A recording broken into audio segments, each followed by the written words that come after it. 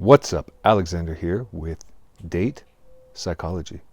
So today I want to go over some recent research with you on the dual mate hypothesis of ovulatory shifts. Something I've talked about in the past. This is a new paper. We will go over it a little bit and we will see what this new research says. It addresses some of the methodological problems that we have seen in kind of past research in this area. So let's see what we're looking at here. First, I want to share a tweet with you from Mackin. He has a podcast named Species, a very good podcast. I'd recommend checking that out. He's an evolutionary psychologist. We have done an interview as well on there if you want to listen to that. So very good interviewer, very smart guy. He says the key to understanding good genes views on female infidelity in humans and other animals. It's not that all women are dual strategists. Most women never cheat, and so they're getting their genes and parenting from one place. It's that some women, for example, those with ugly but invested boyfriends, who would benefit from dual strategizing. If you can't get the best whole package, it's better to build it piecemeal. So this is a comment on this paper that I summarized on Twitter the other day, and keep that in mind going forward, because that's kind of the center of the issue here. Let's see what we got. This is the paper that we're looking at here. Hormonal influences on women's extra-pair sexual interests, the moderating impact of partner attractiveness. And so this is a variable that hasn't always been looked at in past research on the dual mate hypothesis, and they do in this. And that's what we're going to look at, because I think it's pretty interesting and might kind of fill in. So what is the dual mate hypothesis of ovulatory shifts? Well, it's the idea that some women have a dual mating strategy, essentially, right? To secure a romantic partner long-term who's kind of a provider, but perhaps seek good genes from a sire elsewhere, right? And what does good genes mean in this case? Pretty much something physical about the body in that case, because there are other indicators of what good genes are that are behavioral, and that's another question about the whole thing. Why would physical traits but not behavioral traits be selected for when selecting a sire, right? Because those do get passed on as well. But that's the idea here. So this is something, why is it called ovulatory shifts? Because this hypothesis here is based on the idea, right, that you're acquiring good genes from someone else. So when would that be advantageous? During ovulation or during the periovular window, right? And why would that be? Because that's when someone can conceive. And why would not someone seek out that kind of partner all of the time? They might, but it could also pose a risk to the current relationship, given that, couldn't it? So there is a component here of this that's very important. It has to do with ovulation. And you know, there's variations of this, and certainly the way it has filtered into popular culture is kind of like alpha versus beta, and we'll talk about that a little bit as well. But in the original hypothesis, and the authors of this paper are the same ones that originated this hypothesis as well, right? Well, that was Gangstead and Thornhill, but this is Din and another author, I've forgotten the name, and Gangstead as well. So some of the original authors, the people who do all of the research on this. Past research on this has had a lot of problems. It's produced many mixed results. As they discuss in this paper, most have not actually been supportive. So this is something I've written about in the past as well. Why hasn't this research been able to replicate very well, right? What is going on with that? So we will look at some of these things and look at this new variable of attractiveness, right? That might kind of give us some insight into the picture. Understanding hormones, important, right? And I found this image, which I thought was nice, that kind of explains, you know, over the course of a month, women go through a hormonal cycle related to the menstrual period, right? And during this, there are periods when conception is possible, much, much more likely, right? And given that, we would expect, mate selection to perhaps be shifted during that time. And additionally, we see various hormones involved in that fluctuate across this period as well, right? And what do we see? We tend to see estrogen, FSH, or follicle stimulating hormone, right? Luteinizing hormone, those go up during that period.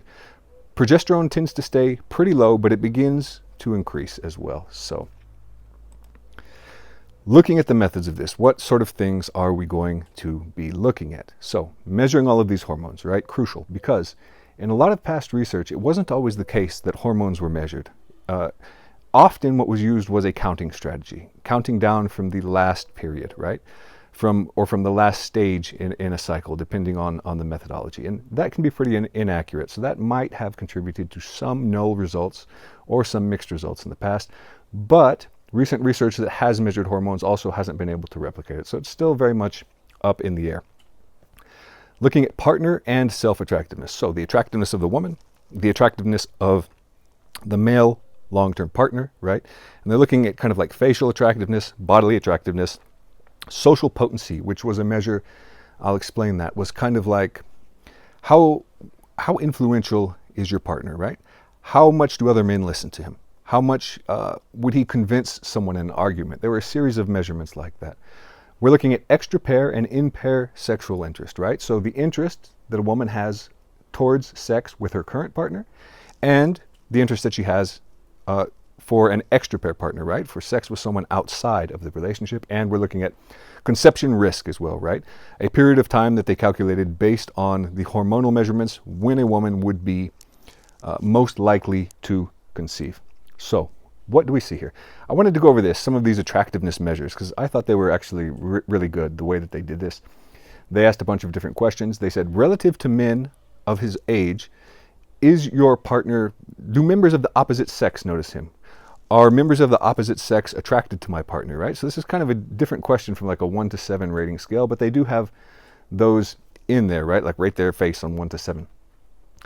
And then they ask, my partner has an attractive face, my partner has an attractive body, that sort of a thing. So kind of a measure of attractiveness that captures more than just a simple, like, how attractive are they? 1 to 7, right? You have different measures kind of going on here with that.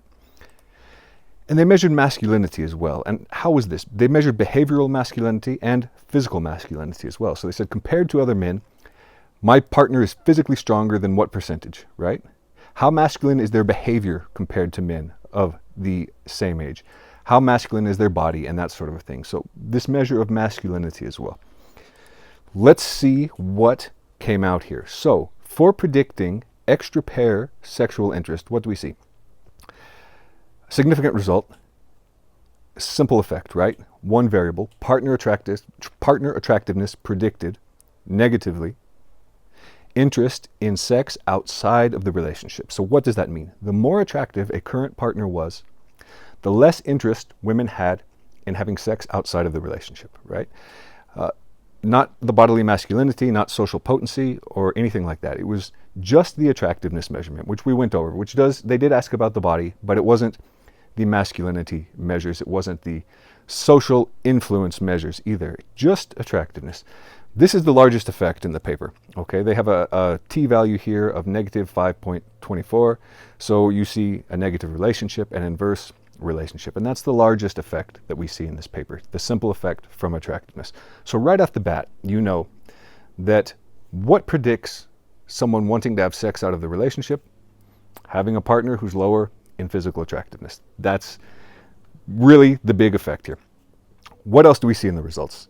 We saw an interaction effect with partner attractiveness and low progesterone, which occurs during the periovular phase, okay? So women that had lower progesterone and who had a partner that was low in attractiveness showed a much higher interest in sex outside of the relationship. And you can see effect here of 3.5. So this is a little bit smaller, this effect. Just attractiveness alone was already the best predictor.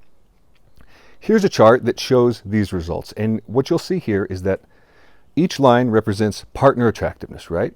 The red one is a partner, current partner, that was 1 standard deviation below the mean. And the blue is a partner that's 1 standard deviation above the mean, right? The horizontal axis goes from low progesterone to high. And extra pair interest, right, from low to high as well. So what do we see? That with low progesterone, a partner who is 1 standard deviation in attractiveness below the mean kind of evokes much, much higher, right? We're looking at the left side of the chart, if you're looking at it, much higher interest in having sex with someone else outside of the relationship, right?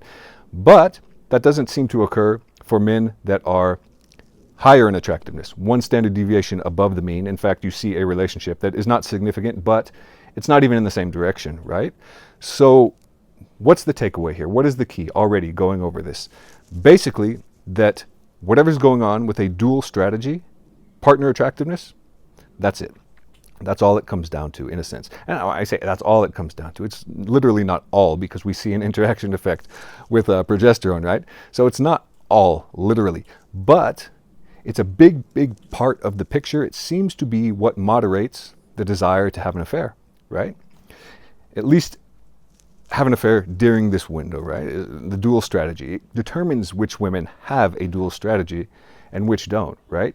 So it's important not to interpret it perhaps as a universal feature of human behavior, but rather a feature of some relationships where a romantic partner is relatively low in attractiveness, right? One standard deviation below the mean, pretty low in attractiveness in that case. So the implications for that, going to this slide, not all women are dual strategists, right? Most actually are not. And that's something that David Buss wrote in a recent review on this topic for the 2023 Oxford Handbook of Evolutionary Psychology. But it's not a strategy that you see normally. It's not a strategy that you see in all women. It reflects specific strategies for specific cases, which is what you would expect from, I guess, an understanding of evolution, right? That behaviors are adapted to specific environments, specific situations, and specific contexts. If you have the full package in a relationship, someone who is attractive and a good provider and all of that, are you really going to be looking for an extra pair person who's just like a little bit better, you know, kind of the caricature of hypergamy, like they're always searching for something that's just like a little bit better? Yeah, probably not, right? And certainly this doesn't capture the whole picture of why people may switch from one partner to another, but it kind of indicates, you know, what's going on here, really. Quotation from this paper, okay? So for women with unattractive partners, extra pair sexual interest increases during the conceptive phase when progesterone levels are low. So unattractive partners, low progesterone, and that's when you see it, right? Which is actually during the conceptive phase. Now, they said this, they wrote this, but they measured the conception risk separately, when a woman was most likely to get pregnant, based on the other hormonal assays that they did. And they didn't actually find an association with that. So it's not clear from all of the results. Many of them in this paper did not come out. You know, some are even kind of contradictory that they discuss in the discussion. Why might that be? So even, I think this is a much better paper, but it still raises many questions. It's not exactly the proof of everything, so to speak. Let's see what else we're looking at here. Okay, so, you know, AFBB, right? Alpha fucks, beta bucks, as the manosphere has kind of interpreted this dual mate strategy, right? Going off of what they took from evolutionary psychology and kind of what filtered into, I guess, the pop psychology of the manosphere, it became this sort of caricature, right? Where someone who forms a long-term relationship is a beta, and someone who has casual sex on the side is an alpha. And I mean, people will say, no, that's not right, whatever. I'm not going to argue about that and go into all of the detail, but I think what might raise some question about that is we didn't see an association with masculinity or social potency here, did we? It was just attractiveness. So is that the red pill or is that the black pill, right? That simply being low in attractiveness is when someone's partner has more interest in sex outside of the relationship. I think we have to, pretty black pilling, we're going to score 1 for the black pill and 0 for the red pill as far as this goes. Let's go on next.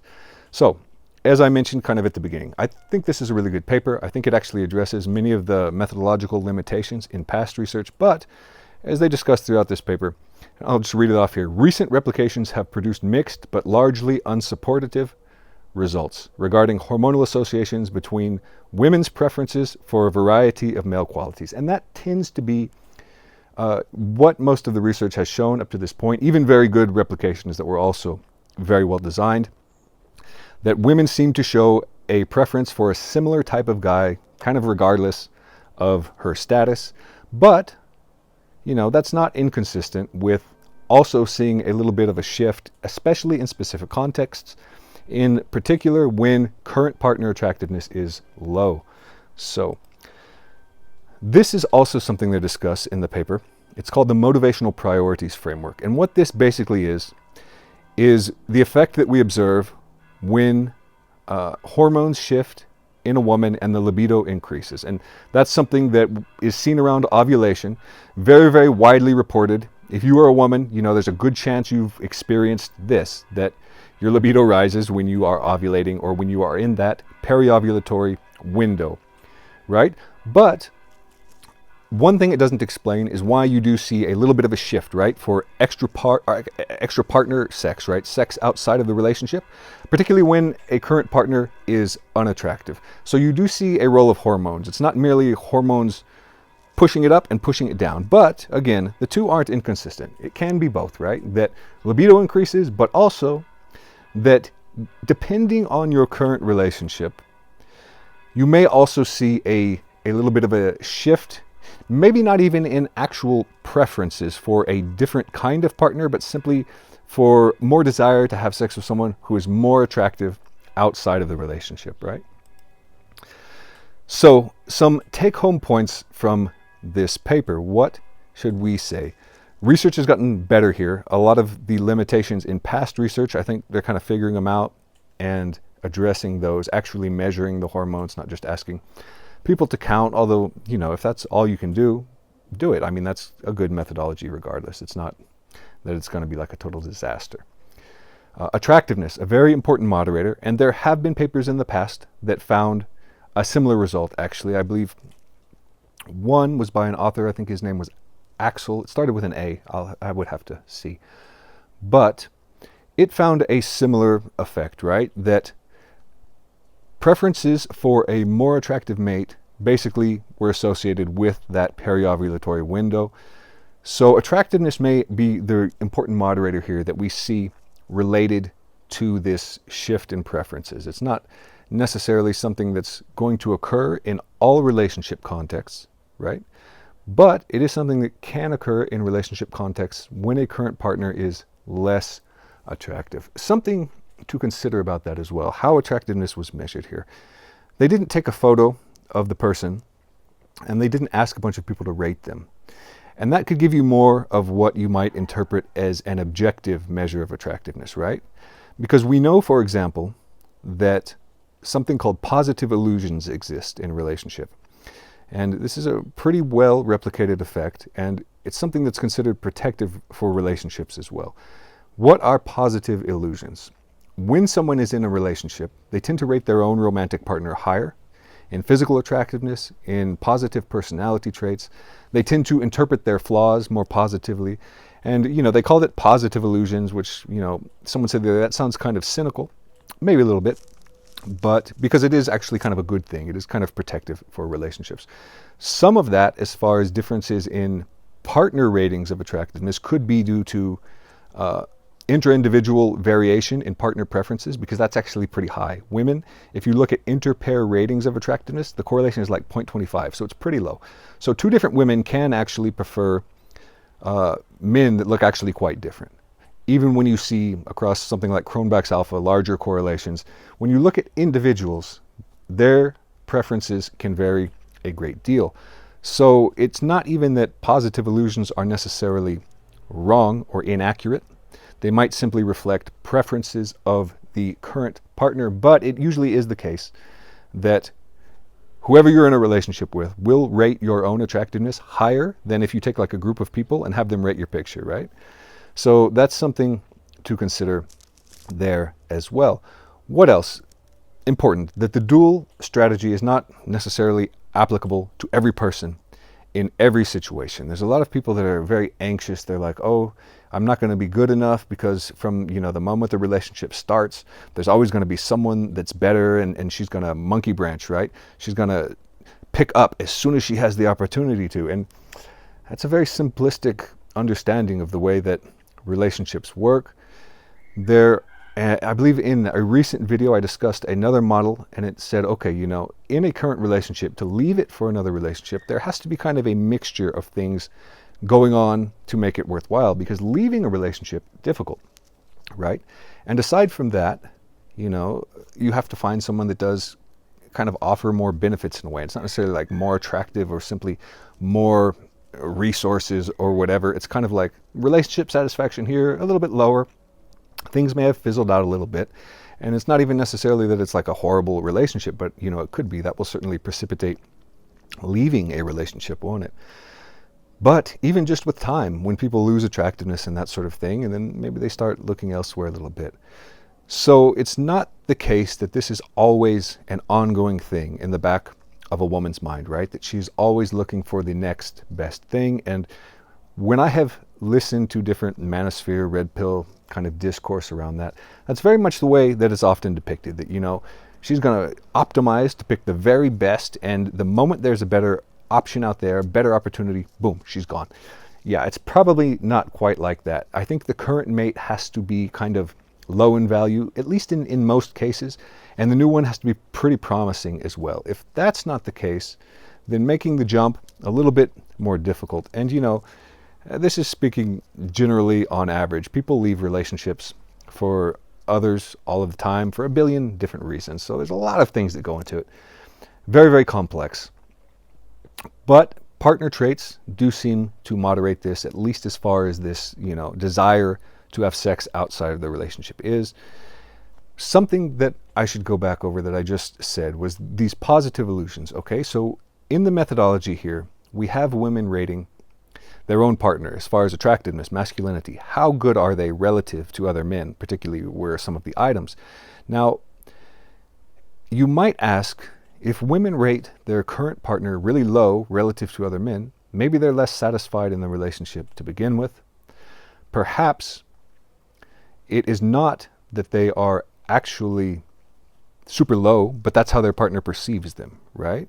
So they might simply be unhappy in the relationship. And what happens when people are unfulfilled in a relationship, or they're unhappy or something? Yeah, that's when they start to explore other options, a very common kind of natural thing to do. So this might actually be indexing, not specifically facial attractiveness, since it's only being rated by the partner, right? It might not be indexing attractiveness in a more objective or consensual sense. It could be indexing individual desire for a partner. That when individual desire for that partner is low, that is when they start to look elsewhere. But when someone is really happy with their partner, right? When they do have that full package in a relationship, perhaps at that point, they're less likely to look elsewhere. So, shorter video. I hope you guys liked it. And subscribe, like, hit the bell. I will make another video for you very soon.